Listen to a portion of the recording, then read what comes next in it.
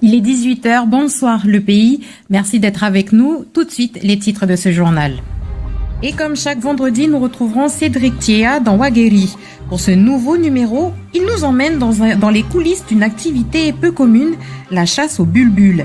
Si à première vue cet oiseau est inoffensif, il cause de sérieux problèmes sur la faune et la flore locale.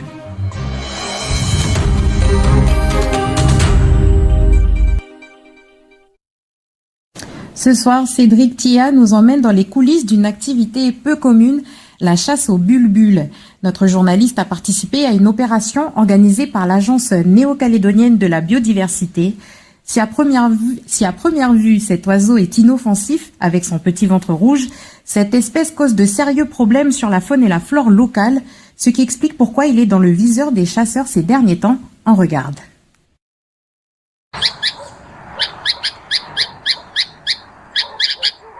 Le chant que tu viens d'entendre, c'est l'oiseau au ventre rouge. Il a été introduit dans les années 80 pour son beau plumage. Je pense que son nom est familier. Le bulbul à ventre rouge. De la cage à la liberté, il se reproduit et fait de Nouméa son terrain de chasse. 44 ans plus tard, il est dans le top 7 des espèces exotiques envahissantes prioritaires.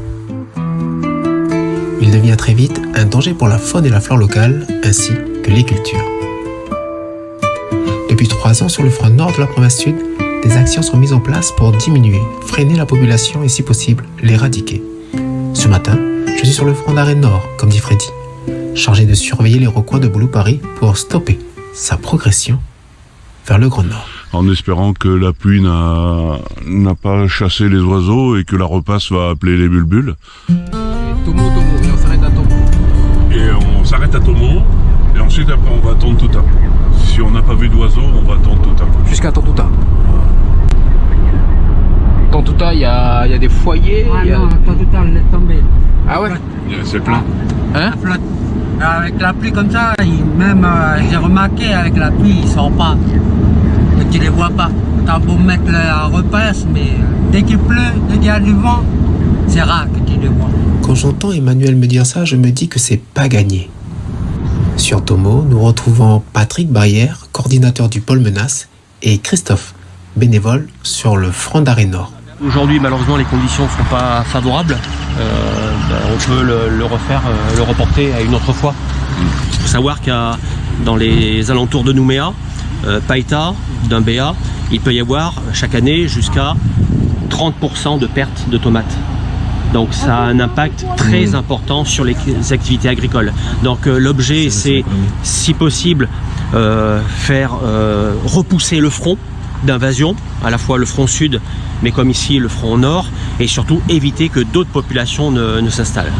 Pour l'instant, on n'a pas protégé tous les vergers sensibles aux oiseaux, mais dans un futur proche, on va être obligé, parce que sinon on perd trop de fruits, quoi.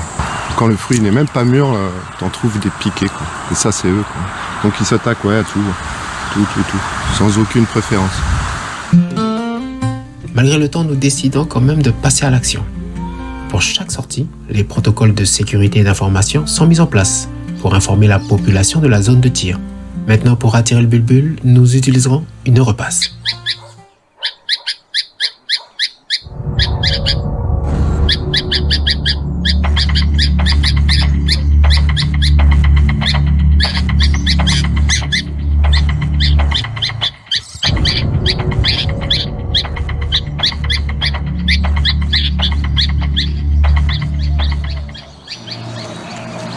Pour ne pas habituer le bulbul à la repasse, le protocole à respecter est de 10 minutes de chant.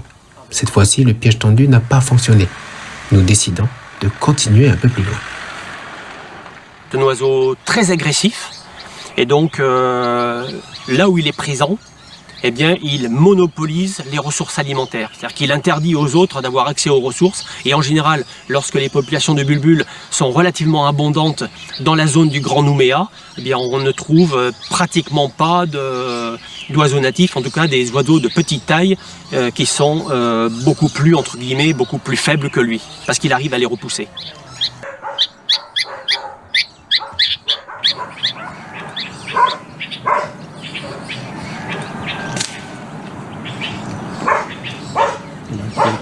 Félicitations. Ici, c'est plutôt rouge-orangé parce qu'il s'agit d'un jeune, donc un jeune de l'année.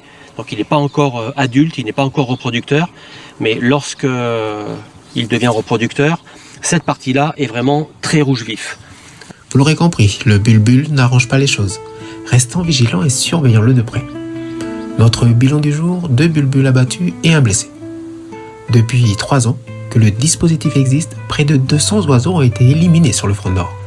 Avant de nous quitter, Patrick Barrière a un dernier message. Donc j'invite tous les résidents de la zone, à la fois du front nord et du front sud, donc on va dire Yaté, Boulou-Paris jusqu'à Tontouta, à solliciter la cellule de veille 75 30 69 pour le plus vite possible que l'on puisse intervenir par le biais des chasseurs professionnels et atteindre l'objectif qu'on s'est donné, c'est-à-dire l'élimination des populations de bulbuls sur les fronts d'invasion.